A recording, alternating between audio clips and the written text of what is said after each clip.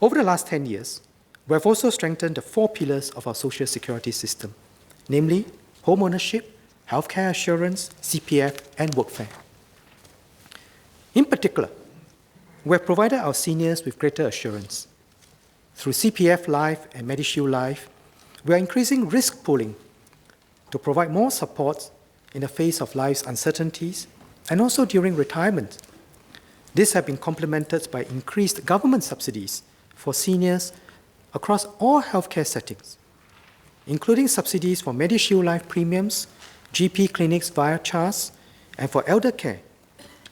We also pay extra interest on CPF, with the first $30,000 in CPF earning up to 6% interest from the age of 55.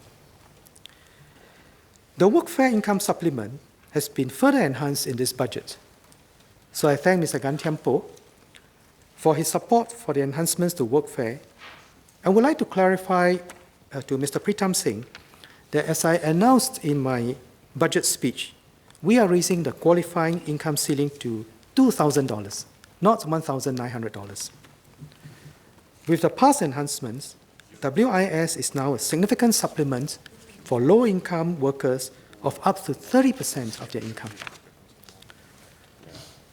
Besides workfare, the Pioneer Generation package provides a special generation with additional support. So again, adding up our transfers to retiree households, including healthcare subsidies, SNCC rebates, and the GST voucher, we provide substantial support for retirees living in 1- and 2-room HDB flats. Now, even if we consider only those living in 3-room and larger HDB flats, larger meaning up to executive apartments, on average, this worked out to around $5,000 in government transfers per retiree in 2015. And about 70% of this is in healthcare subsidies.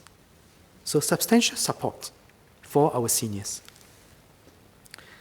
Silver support is a major enhancement to our social security system. I thank members, including Ms. Jessica Tan and Mr. Zaki Muhammad, for their suggestions, and several others, for their suggestions to look into the criteria for silver support.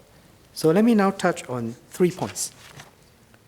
First, let me reiterate, the silver support is a modest but meaningful supplement targeted at the bottom 20% of seniors, with some support extended to the next 10%.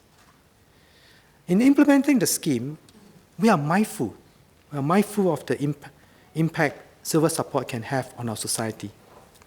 Many Singaporeans are proud to be able to provide for their loved ones.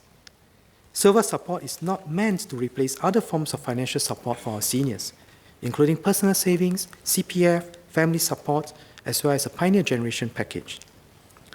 We must be cautious that silver support does not undermine values such as filial piety or lead to a divisive mentality among citizens.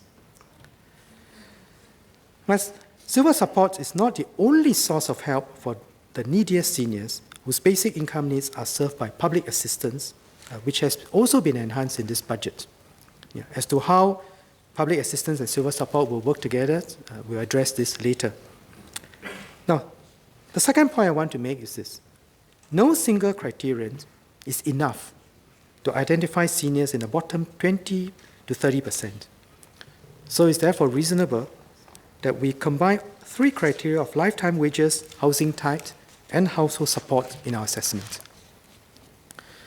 Now, we acknowledge that there may be some seniors, as highlighted by Mr. Lim Biao Chuan and Mr. Darrell David and several others, who may need help but do not qualify automatically. Seniors in these exceptional circumstances can request CPF board to review their eligibility for silver support, and will consider the merits of each case.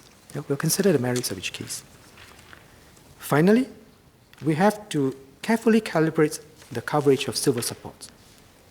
It starts off with $320 million a year and will increase as our population ages. So from the outset, we should ensure that the scheme remains sustainable in the long run. Mr. Alex Yam asked whether payouts can be made monthly instead of quarterly. Now, I'll point out that unlike workfare, which is given for work done, silver support provides a forward payment, paying ahead in 3-month tranches. So it's a forward payment. So this gives seniors the flexibility to manage their expenses, because in fact we're giving greater flexibility. And if we move to monthly payments, it will reduce such flexibility.